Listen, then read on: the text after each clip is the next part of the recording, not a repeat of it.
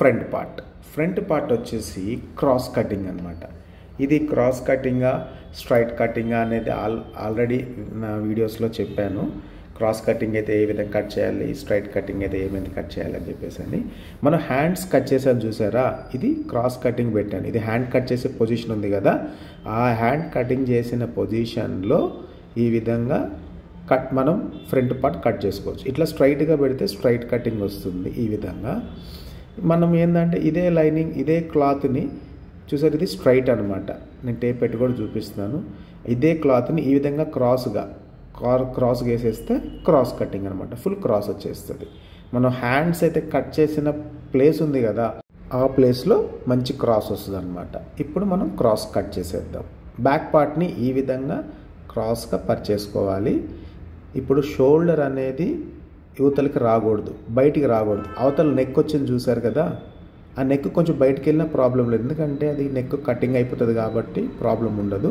Shoulder అంతా ఈ arm hole ఇక్కడ అన్నీ కరెక్ట్గా ఉండాలన్నమాట. ఇప్పుడు బ్యాక్ సైడ్ స్ట్రైట్గా బ్యాక్ నెక్ దగ్గర ఆ విధంగా స్ట్రైట్గా లైన్ తీసుకోవాలి. బ్యాక్ నెక్ దగ్గర షోల్డర్ దగ్గర కూడా స్ట్రైట్గా ఒక లైన్ యాజ్ ఇట్ ఈజీగా, అలాగే ఆర్మ్ హోల్ కూడా సేమ్ యాజ్ ఇట్ ఈజీగా ఈ విధంగా మార్కింగ్ చేసేద్దాం. ఎందుకంటే ఆల్రెడీ మనం బ్యాక్ పార్ట్లో మార్జిన్ పెట్టేసాం కాబట్టి దీనికి ఫ్రంట్ పార్ట్కి ఏంటంటే బిఫోర్గానే మనం మార్జిన్స్ యాడ్ చేసేస్తున్నాం అనమాట. ఇప్పుడు ఈ సైడ్లో ఏంటంటే కొంచెం క్రాస్ తీసుకోండి. కొంచెం క్రాస్ తీసుకుంటే ఏమైందంటే ఈ క్రాస్ వలన ఫ్రంట్ పార్ట్లో ఏదైనా షేప్ కొంచెం లూజు టైట్ కొంచెం మార్జిన్ కూడా యూస్ఫుల్ ఉంటుంది కాబట్టి కొంచెం క్రాస్ తీసుకోండి ఈ విధంగా. ఇప్పుడు బ్యాక్ పార్ట్ నుంచి ఫ్రంట్ పార్ట్కి నీట్గా ఈ విధంగా మార్కింగ్ చేసేద్దాం. ఇప్పుడు మనకి షేప్ పట్టి అంటే బాక్స్ పీస్ షేప్ పట్టి మనమే క్రియేట్ చేయాలి. ఎందుకంటే ఇది మెజర్మెంట్ బ్లౌజ్ కాబట్టి షేప్ పట్టి మనమే క్రియేట్ చేయాలి. షేప్ పట్టి మనకి ఫస్ట్ 3 ఇంచెస్కి ఈ విధంగా మార్కింగ్ చేయండి. 3 ఇంచెస్కి నడుం దగ్గర కింద మార్జిన్ వదిలేసుకొని లైన్ తీసుకున్నాం కదా, ఆ మార్జిన్ దగ్గర నుంచి 3 ఇంచెస్కి మార్కింగ్ చేయండి. నడుం దగ్గర నుంచి నేను మార్కింగ్ వేసాను కదా, ఒక 1/2 ఇంచ్ మార్జిన్ వదులుకొని అక్కడ నుంచి 3 ఇంచెస్కి మార్కింగ్ చేసేయాలి, అంటే వితౌట్ మార్జిన్ అనమాట. ఇప్పుడు నేను ఎక్స్ట్రా ఒక మార్క్ చేశాను కదా, అదేంటి మార్జిన్లోకి అంటే మన స్టిచ్చింగ్లోకి ఎక్స్ట్రా పెట్టాను. ఇప్పుడు ఆ ఎక్స్ట్రా మార్జిన్ కోసం పెట్టాను చూసారా సెకండ్ టిక్, ఆ టిక్ని అడుగున ఈ విధంగా మార్క్ చేయండి. ఈ విధంగా ఏది మన ఫ్రంట్ పార్ట్ కోసం క్లాత్ ఉంది కదా, ఆ ఫ్రంట్ పార్ట్కి మార్జిన్. ఇప్పుడు బ్యాక్ పార్ట్తో పని లేదనమాట, కంప్లీట్గా ఫ్రంట్ పార్ట్ మనకు వచ్చేస్తుంది కంప్లీట్గా. ఏంటంటే నెక్ దగ్గర కొంచెం వీల్ మార్క్ ఉంటే కనుక వీల్ మార్కర్తో ఈ విధంగా మార్క్ చేసేయండి. ఎందుకంటే మనం ఎంత షోల్డర్ సైజు ఉంచామో మార్జిన్ ఎంత పెట్టుకున్నాం అనేది మనకు ఐడియా కోసం ఈ విధంగా గుర్తు వచ్చేస్తుంది కదా. సో మనకి ఇంకా బ్యాక్ పార్ట్తో పని లేదు. బ్యాక్ పార్ట్ ప్రకారంగా ఫ్రంట్కి కంప్లీట్గా మార్కింగ్ వేసేసాం కాబట్టి బ్యాక్ పార్ట్ తీసేసేయండి. ఇప్పుడు మన టాపిక్ ఏంటి, అప్పర్ చెస్ట్ 41, మెయిన్ చెస్ట్ 43. అదే కదా మన topic, upper chest 41, main chest 43. ఇప్పుడు 41కి 41 ఎగ్జాక్ట్గా మార్కింగ్ చేసేసాం అవునా. అయితే ఇప్పుడు మెయిన్ చెస్ట్ వచ్చి 43. మెయిన్ చెస్ట్ యొక్క మెజర్మెంట్ అప్పర్ చెస్ట్కి పెడితే ఆర్మ్ హోల్ దగ్గర లూజ్ అయిపోతుంది, ఆర్మ్ హోల్ సరిపోదు, ప్లస్ చెస్ట్ పార్ట్ మొత్తం లూజ్ అయిపోతుంది, అండర్ ఆర్మ్స్ మొత్తం బ్లౌజ్ ప్రాబ్లం అయిపోద్ది అనమాట. అందుకోసమని మెయిన్ చెస్ట్ ఇది మెయిన్ చెస్ట్, అప్పర్ చెస్ట్ ఇది అప్పర్ చెస్ట్కి మనం మెజర్మెంట్ అనేది యాడ్ చేస్తున్నాము. ఈ టైప్ ఆఫ్ మెజర్మెంట్ ప్రకారంగా ఫ్రంట్ పార్ట్ అనేది ఏ విధంగా కట్ చేయొచ్చు అనేది మన టాపిక్ అనమాట. ఇప్పుడు ఫ్రంట్ డాట్, ఫస్ట్ మనం ఫ్రంట్ పార్ట్కి మెయిన్ డాట్ వస్తుంది కదా, ఆ డాట్ మెజర్మెంట్ అనేది మనం మార్కింగ్ చేసేద్దాం. ఫ్రంట్ డాట్ వచ్చేసి 10.5. ఈ 10.5కి మనం ఎక్కడైతే షోల్డర్ మార్జిన్కి మార్కింగ్ చేసుకున్నామో ఒరిజినల్ మార్కింగ్, అక్కడ నుంచి 10.5కి ఒక మార్కింగ్ చేసేసి రిమైనింగ్ వచ్చేసరికల్లా 4 ఇంచెస్ యాడ్ చేయండి. అంటే టోటల్గా 14 ఇంచెస్ అనమాట. మెయిన్ పాయింట్కి ఏమో 10.5 ప్లస్ కింది పార్ట్ అంటే పాయింట్ నుంచి కింది వరకు 4 ఇంచెస్ అన్నట్టు. కంప్లీట్గా మెయిన్ పాయింట్ 14 ఇంచెస్ అనమాట. షోల్డర్ నుంచి పాయింట్ దగ్గరికి 10.5 నుంచి ఆ పాయింట్ దగ్గర నుంచి కిందికి 4 ఇంచెస్. ఇది టోటల్గా 14 ఇంచెస్ మార్కింగ్ ప్రకారంగా. ఎందుకంటే మనం బాడీ కొలతతో తీసుకున్నాం కాబట్టి ఆ కొలత ప్రకారంగా మనం చెక్ చేసుకొని దాని ప్రకారం మనం మార్కింగ్ చేసేద్దాం. ఇప్పుడు ఆ పాయింట్స్ మనం ఎక్కడైతే మార్కింగ్ చేసామో ఆ మార్కింగ్ ప్రకారంగా స్ట్రైట్ ఉండాలి. చూడండి ఈ లైన్, నేను ఈ లైన్ మార్క్ చేస్తాను కదా, ఈ లైన్ అనేది కంపల్సరీగా స్ట్రైట్ ఉండాలి. 2 లైన్స్ ఎగ్జాక్ట్గా స్ట్రైట్ ఉండాలన్నమాట, వంకర ఉండొద్దు. ఇప్పుడు మన టాపిక్లోకి వద్దాం. మిడిల్ చెస్ట్ వచ్చి 43, ఓకే. అప్పర్ చెస్ట్ వచ్చి 41. ఆల్రెడీ మనం 41కి మార్కింగ్ చేసేసాము. ఇప్పుడు 43కి మనం ఇంక్రీజ్ చేయాలన్నమాట. సో ఇప్పుడు మనం 43కి ఇంక్రీజ్ చేద్దాము.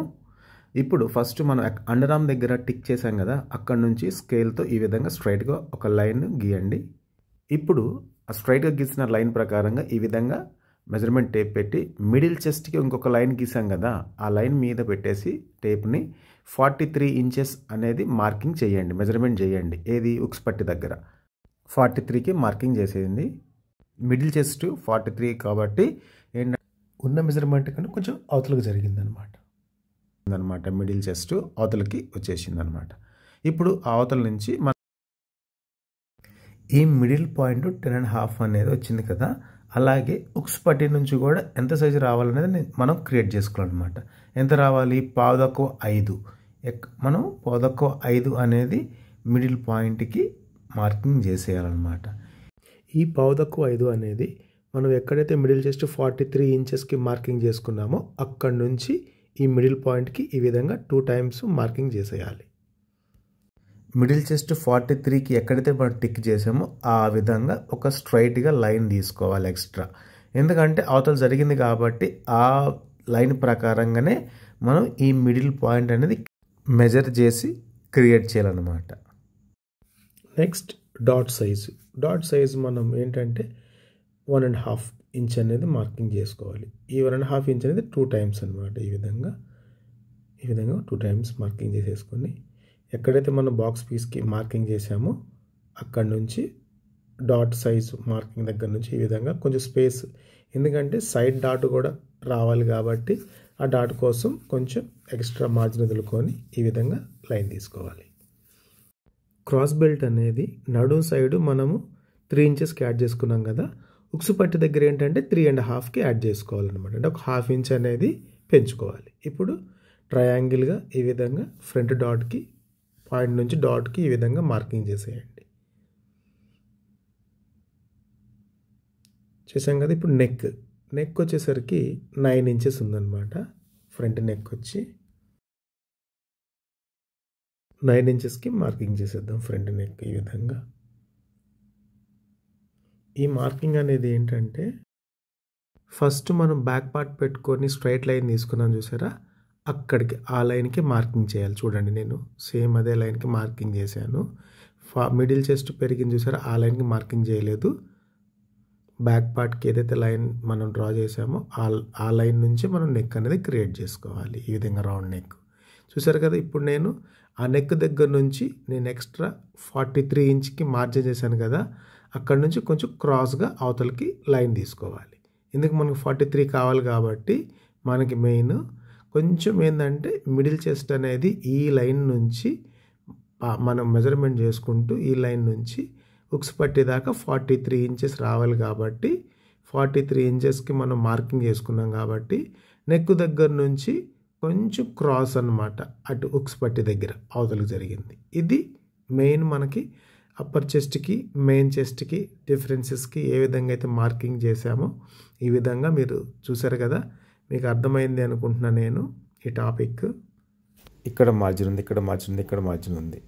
నెక్ దగ్గర మాత్రం మనం మార్జిన్ పెట్టుకొని కట్ చేసుకోవాలి అంతే, మిగతాదంతా మార్జిన్తో ఉంది. ఇప్పుడు మనం ఫ్రంట్ పార్ట్ అనేది కట్ చేసేద్దాం యాజ్ ఈజీగా. ఇంకొకటి ఏంటంటే మనం ఆర్మ్ కట్ చేసేటప్పుడు ఫ్రంట్ పార్ట్లో హ్యాండ్కి ఎంతైతే లోతు తీసామో ఫ్రంట్ పార్ట్ కూడా సేమ్ యాజ్ ఈజ్గా అదే 1/2 ఇంచ్ లోతు తీయాలన్నమాట. ఈ విధంగా మార్కింగ్ ప్రకారంగా నీట్గా కట్ చేసేసేయండి. హాఫ్ ఫ్రంట్ పార్ట్ మనం మార్కింగ్ చేసిన ప్రకారంగా నీట్గా కట్ చేసుకుంటే అంత నీట్గా ఫ్రంట్ పార్ట్ మనం ఏదైతే మెజర్మెంట్ ప్రకారంగా చేసామో దాని ప్రకారంగా కటింగ్ అనేది చేసేద్దాం.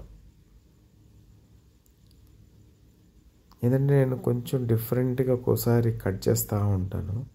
ఎందుకంటే కటింగ్ దగ్గర మనం ఈ క్లాత్ పరిచిన తర్వాత క్లాత్ అనేది మనం వేస్ట్గా కటింగ్ చేయకోకుండా యూస్ఫుల్గా, ఎందుకంటే రిమైనింగ్ క్లాత్ అనేది మనకి యూస్ఫుల్ ఉండాలి. ఎందుకంటే దాంతో బాక్స్ పీసెస్కి, నెక్కి, నడుం పట్టీకి, ఉక్స్ పట్టీ, కాజా పట్టీ ఇవన్నీ చాలా ఉంటాయి. కాబట్టి మనం ఎక్స్ట్రా క్లాత్ అనేది వేస్ట్గా కట్ చేయకుండా కొంచెం ఏంటంటే డిఫరెంట్గా మనం మార్కింగ్ ప్రకారంగానే కట్ చేసుకుంటే రిమైనింగ్ క్లాత్ అనేది మనకి చాలా యూస్ఫుల్ ఉంటుందన్నమాట. ఫ్రంట్ పార్ట్ అనేది ఈ విధంగా నేను చెప్పిన విధంగా మీరు ఫ్రంట్ పార్ట్ అనేది మీరు ప్రాక్టీస్ చేయండి, ఒకసారి ట్రై చేయండి.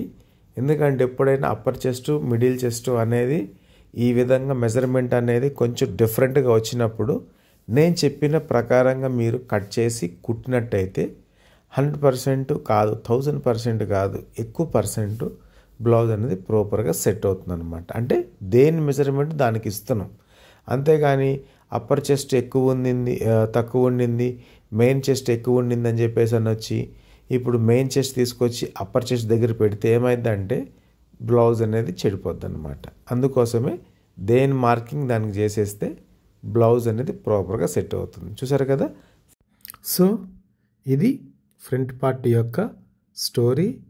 అర్థమైందో లేదో కామెంట్ సెక్షన్లో కామెంట్ చేయండి, లైక్ చేయండి, షేర్ చేయండి, సబ్స్క్రైబ్ చేయండి. ఎనీ టాపిక్స్ నాకు కామెంట్ సెక్షన్లో కామెంట్ చేసి ఏంటంటే నేను చెప్పినది మీకు అర్థమైందా లేదా, ఇంకొకటి ఏదైనా డౌట్స్ ఉన్నా కూడా నాకు మీరు కామెంట్ సెక్షన్ ద్వారా నాకు మీరు కామెంట్ చేయొచ్చు. ఓకే.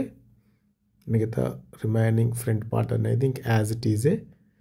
కాకపోతే ఏంటంటే మెజర్మెంట్స్ అనేది ఏ విధంగా చేయొచ్చు బ్లౌజ్ పర్ఫెక్షన్ కోసం అనేది నా టాపిక్ అన్నమాట. Okay. Thank you for watching. Bye.